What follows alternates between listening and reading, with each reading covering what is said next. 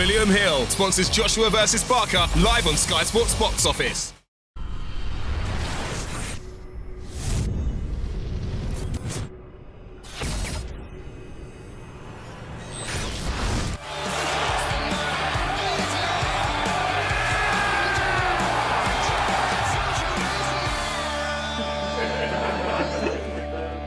That's how boxing should be. 20 KOs. Yep. And now 4 belts. Reigning WBA, IBF, WBO, and IBO heavyweight world champion. We're open the floor to questions. Anthony, in a way, is going the distance for the first time, getting that out of the way, that expectation about knocking everyone out in every fight, a relief in some ways? In some way, you can say so, yeah. But at the same time, it's boxing, it's a 12-round fight, so if I saw boxing as knocking people out all the time, I think my coach would never push me to do like 15, 16, 17 rounds on training. So I do understand it's a 12-round fight. And Klitschko, 11 rounds, Takam was 10. So we've always been in the realms of going 12 rounds if we need to, and today was the first time and we coped with it well. So on to the next now. Anthony, there's been a bit of criticism from the Parker camp as well about the ref breaking you guys up. What did you make of that? I've always said it like this. I think sometimes the judges get complaints by fans and fighters. Sometimes the ref get a hard time from fans and fighters. But I don't really like to, put a bad name on the refs and judges because they're there to do their job. And Parker's trainer should have advised them of ways to avoid getting disciplined by the ref and getting told off by the ref. So that's his job, not to kind of, go against the referee, find a way to go around the referee and what he's doing. So it's not my job to kind of disrespect the referees and the judges. Given I think Parker was happy to hold as well. Interesting. Given your height and reach advantage, do you think that Parker could have done more damage if he had more of a chance to get inside? I think when we did get inside, I was swinging along with him. The only time I wasn't swinging is when I did swing back, then the ref kind of, remember when he pulled us apart and told us don't let it happen again. So I kind of abided by his rules. But if he wanted to fight on the inside, it would have been no issue with me because we can do that too. So either way, whether it was long or short, I was comfortable in both positions. That communication from the ref, was that in English or? Yeah, all English. He spoke to us before in the change rooms, gave us a set of rules, and there was no translator, all in English. Yeah, I'll just clear up that comment, I think, from Kevin Barry's team, that the referee didn't speak English. That's right. The entire talk in the change room for about 2 minutes of the rules was in absolute perfect English. Check my website soon. There'll be a little behind the scenes clip, and I'll probably put that part in there when they speak in English. You should check out the website. What do you make of the fact that Kevin saying that, and that there was a language barrier? What do I think about that? I think it's hard to please everyone. His first language probably isn't English, but he is fluent in English and he does speak it. So yeah, maybe he hasn't got a Cockney accent, but he can definitely speak English. Anthony, they conceded that they were very gracious. They conceded they were beaten by a bigger, better man on the night.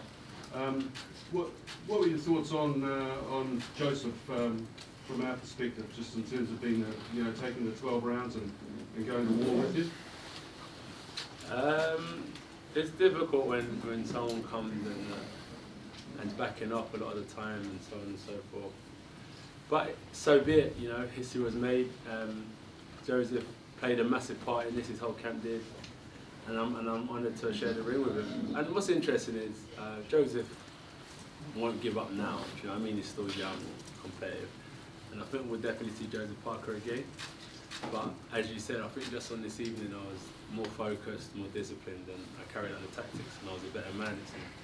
Do you think the 12 pounds lighter made a big difference to your stamina throughout the fight, and that there wasn't that dip this time at all, maybe through the middle rounds that we might have seen before? You've got to be clever in boxing.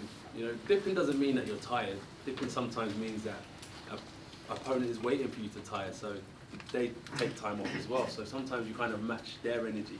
If it's a fast pace, you've got to go with it, and if it's a slower pace, you've got to dip a bit. So yeah, the 12 pounds is good for this type of fight because it was a lot more controlled and I was a lot lighter on my feet. And I honestly do think that for someone like Takam, luckily it was Takam, 18 stone was fine because you know, he was a short opponent and we sat on each other's chest for a little while now and again. He wasn't a boxer like Parker, so boxing for boxing and the speed, the lighter, the sharper, it worked out well. So adjusting weight for different opponents is a blessing. You don't seem elated. Are you happy with it overall? Are you going to be critical of yourself in that performance? Yeah, critical, and I'm not elated because, you know, I don't let the highs kind of get to my head, do you know what I mean? And I always think that we've got to go against him. If I was retiring on this high, I'd be like, yes, I'm the man, because you retire on a high. But I've got to kind of defend my throne again in a few months, so I'm kind of balanced, and we're still hustling. So yeah. We're on to the next one in my eyes. It's not time to sit back and enjoy the ride. We've got to get ready for the next job. You sound like you really want the next one to be Deontay Wilder, AJ, is that correct? Yeah, that's correct. And how do you see that? How soon? I think like 2018 was always a time to capture all the belts, and we're one away now. And like it's been a big question that was asked after the fight. And I spoke about it then, and I just said that I'm not into the business of hype, talk. And I'd love to kind of maybe go to America with Eddie or Rob and, you know, look at the landscape and see how serious they are, you know, and deal with this behind closed doors. Because a lot of negotiations can go on over social media and YouTube channels and stuff. But I think that in terms of when you're doing serious business, you have to sit down in confidential privacy and discuss terms and conditions and so on and so forth, and then we can see how serious people are about taking a fight. But credit to Parker, credit to Deco Events, they came, they stepped up, they tried, and you know, they'll live to fight another day, but this is what it's all about, right? Mm-hmm. This is what we're doing, so you can see our side is serious about what we're trying to achieve. Eddie, do you think the Wilder fight will happen in the summer or in the November? I think it has to happen in 2018, otherwise we're going to have some major problems with the politics and the military. So it's just a case of whether it happens next, or if we fight in the summer, or if it happens December. Like AJ says, if they stepped up and actually were serious about the fight and serious about a deal that we're more than fair to offer them, it could happen next. But with them, they're so erratic and unpredictable, I don't know what to believe. The old Don King quote is, you don't get what you deserve in life, you get what you negotiate. To get him over here, you're going to have to pay him more than you may think he's worth. I don't agree with that quote. But AJ is constantly... Do you know what it, yeah, sorry to interrupt, it's the same thing, always, like...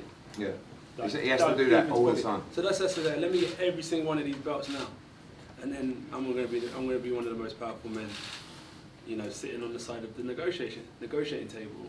So why do I have to do all this work to still have to give someone a bonus? Can I get a bonus now? Do you know what I mean? Can I get a little pat on the back now? So that's how I see it as well. It's a bit of a catch-22. From the debut, we've had to overpay, and it's gone all the way up to the 21st fight, and now you flip what that Don King quote and say no, he'll get what he deserves, because he hasn't worked this hard to get all these and to get the position he's got in the atmosphere tonight, just to give, you know, he's not a charity. But just one other thing about Deontay Wilder, if I can. He has made a very unfortunate remark in the last 24 hours, talking about wanting a body on his record. Do you condemn that, Anthony? Should he withdraw those comments?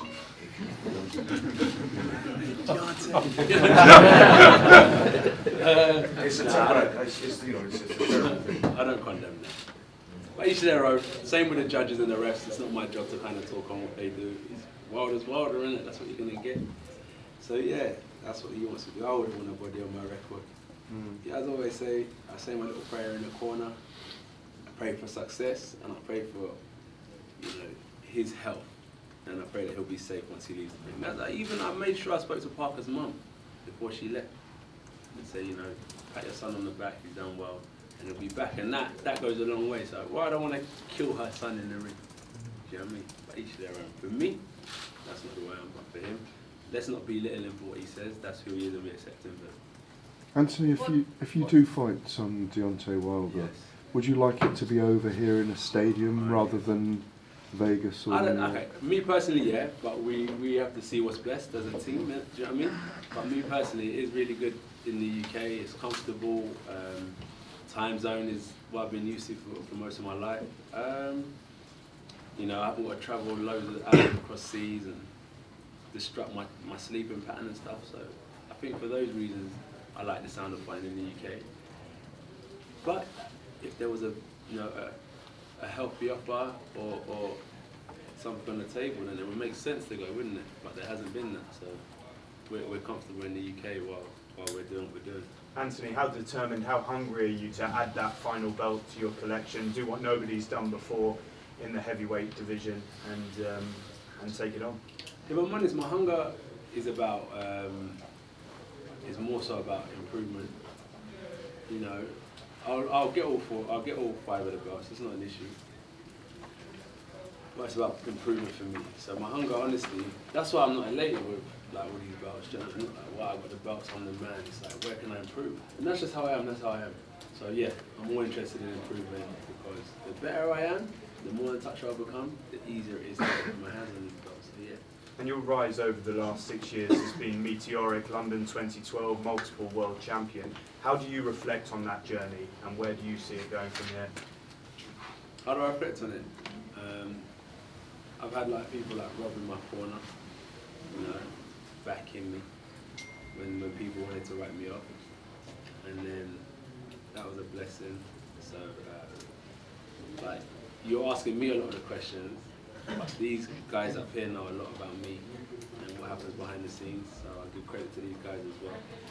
And that's what I think is that we've always been in at the deep end, and there's always been high expectations, and that's why don't let it bother me, don't let it faze me, and I just focus on improving because I know the expectations of what I can achieve are very possible and are very capable, but without the dedication, the discipline, I won't be able to bring them to reality. So I keep my feet on the ground. These guys work me hard, and that's why I don't get carried away. And I think sky's the limit for what we're trying to achieve. You know? Selling out 3 massive stadium fights in 11 months, do you feel the magnitude of what's going on in this country around you?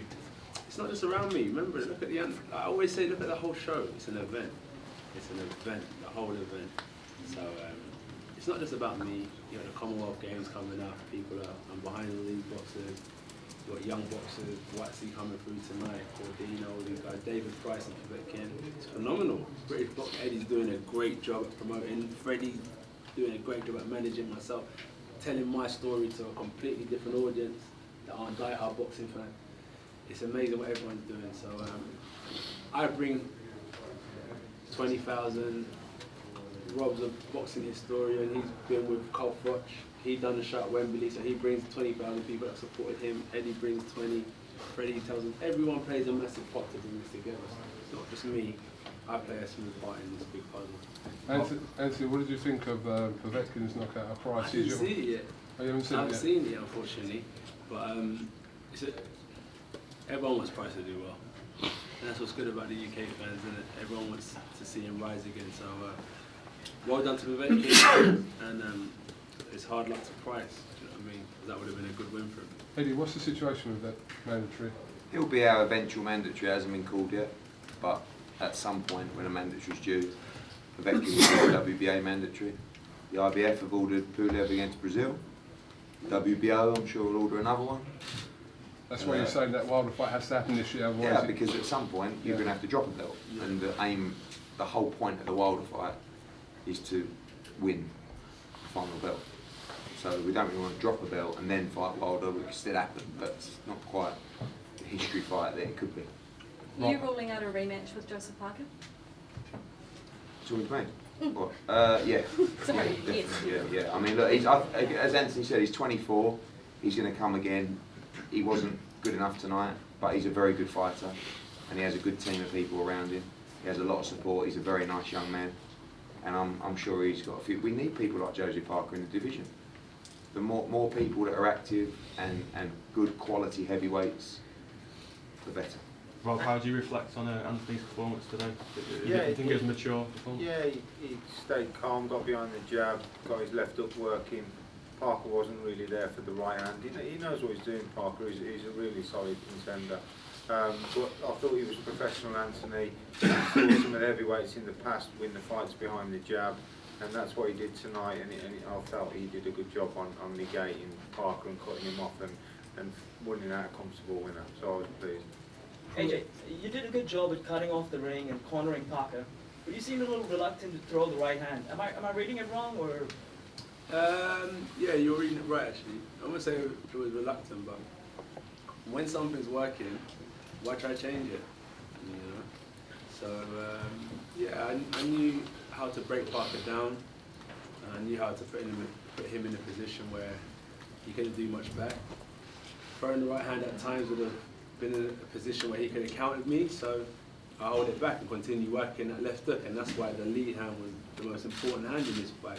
Swinging up as he came in and ramming that jab as he came. Every time he came forward, I would just ram that jab in his face. And every time I threw the right hand, he would slip down to his left, and that's why he was ending up underneath my arm, because I was going like that, and he would just duck and end up underneath there. So what I started to do is throw the jab, and as he would dip because of the right hand, I was swinging that left hook there, and that's why this wasn't a massive action tonight, because he wasn't in a position for me to throw it. Do you think you heard his granite chin?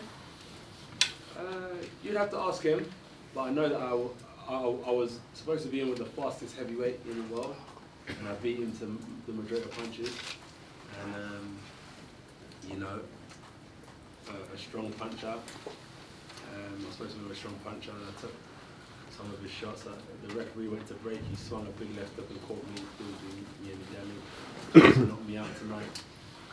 Didn't happen. And yeah, actually, forget the humble shit. I did that him a few times. And I bust his eye as well. So yeah. Eddie, when will talk start with Wilder? What's the sort of path now in terms of getting his fight done? It's not really about Wilder, it's more about us sitting down.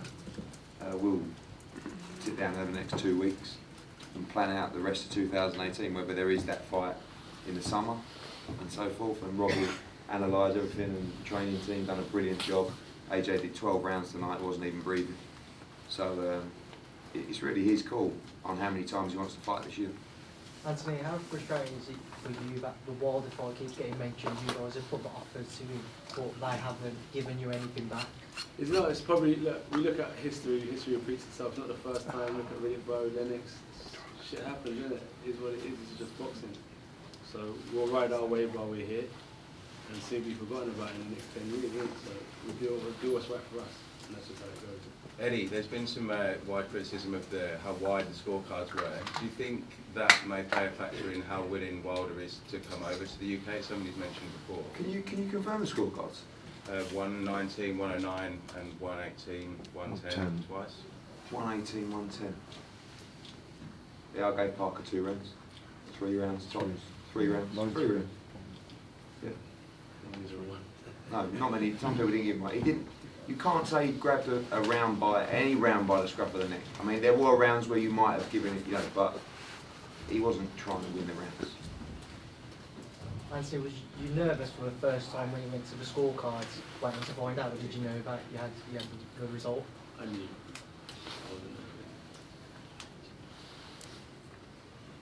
Anthony, you said you hurt him. Did he hurt you at all? No, at all. No, at all actually. But I knew that he could if I made mistakes, because boxing sometimes isn't just about having brute strength. It's about like the shots you don't see coming as well. Hence why I think you asked me why I wasn't throwing the right hand, because he was trying to set traps, but I wasn't falling into his traps. So yeah, I didn't give him an opportunity to. Did you feel any pressure to continue the 100% KO ratio? None at all. Look, like, I'm not Mayweather or nothing, but you've got one of the guys that you call the best ever and so on and so forth, went 12 rounds the majority of his career. So it shows this about boxing IQ. As I said, like when Parker said in his fight build-up, this is going to be a war, I said, okay, interesting, because we've been working improvements, and that's what boxing is about. Before the war comes, you know, you have to box, you have to be able to control your opponent. And sometimes if it gets a bit sticky in there, you have to dig deep, but I knew that wasn't the route he was going. You know, it's about being intelligent. So 12 rounds is fine with me, and it's not about, you know, the 100% KO record. it's about securing these and winning and being victorious. Boxing's tough because there is no space for mistakes. You know, you lose and the next man's sitting there getting praised. So it's just getting that W on the record and trying to progress. Now I've got a bit of time and go again and display some good boxing skills with whoever I fight later on in the year. AJ, you have spoken to Joseph's mum. Have you heard from your mother tonight? No, not yet. Not yet. She was expecting a knockout there, to be honest. She was. She said second or seventh. I don't know if she had a belt on or something. She messaged me and said, I want it in the second or seventh. She did. I was like, alright. Yeah. That's what she said before the fight. But no, I haven't spoken to her just yet. But I try not to like involve the family, like my mum, too much, because when I go home, I try and leave all this at the door and just have peace at home. Do you know what I mean? You know, because sometimes it's not always good. Sometimes people say bad things and so on. So I just try and leave that at the door. When I'm at home, it's like my place of peace. And that she watches the fights very closely at home all the time? I think like she'll definitely, you know, have the fight on, but whether she watches it, I don't think she can. That's why I don't like my mum coming, because it's a tough place to see your kid go to war. You know, so yeah, I'm sure she'll be happy that I'm alright and that I'm not dead. You know what I mean? She'll be happy I'm fine. You can die in the ring, innit? You can die in the ring. That's what Wilder said, isn't it? You mentioned your development. Are you happy with how you're developing, or is there a lot more to come? There's a lot more to come, but I haven't got the time. I haven't got the time. So we've got to kind of roll with the punches, you know? Roll with the punches. So yeah, I definitely am developing, but like, remember my amateur career was what, 3.5 years? I think this October will be 5 years as a pro. 5 years, so a lot happens quickly. I always see the pro game like an Olympic cycle. Turned pro 2013, 14, 15, 16, 17. 17 we got our hands on the belt, didn't we? 16. 16, so yeah, I see it as this. You turned pro 2012. Did it early. Yeah, we did it early. 2 years since you won the World Cup. Yeah, so we're always ahead of schedule. But I could have been sitting back having low-key fights and learning my trade. But as I said, with boxing, I've always put my heart on, you know, put my heart on my sleeve and just showing it all to the world, the good and the bad. If you saw with Klitschko, it was a tough fight we came through, and that's how it's going to go, I think. So you guys will enjoy it, because I'll always be honest. I'll always give you who I am and my best. So everyone's going to enjoy this journey, because you'll see the good, the bad, the ugly, and long may it continue, I think. I'm not done. I think I've got a lot of years left in me. If I can keep on controlling fighters like that without taking too much punishment, I should be around for a long time. Anthony, the 3 fights, Klitschko, Japan and Parker, yes. Can you rate the 3? 1 to 3, best to... What, most entertaining? Oh, no, just... toughest. Klitschko, oh, that was a good scrap, really good scrap. And then it's interesting. Takam was, I think, because of my weight, like carrying that size, it was a bit different. But we got him out of there. But then he split his eyes because maybe the power shots were not heavy. Maybe the shots were heavier on his eye.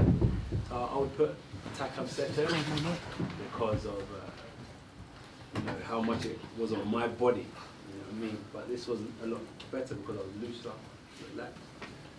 So yeah. And in terms of the game plan tonight, how would you rate yourself out of 100%? I swear to you, it's whatever Rob said. And what's that, Rob? Tonight?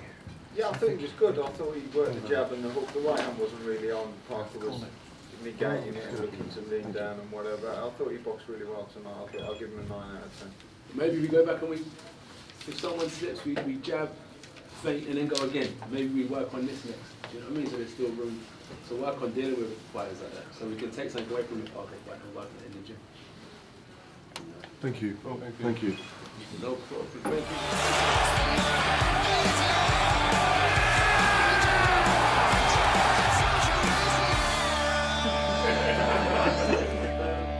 That's how boxing should be.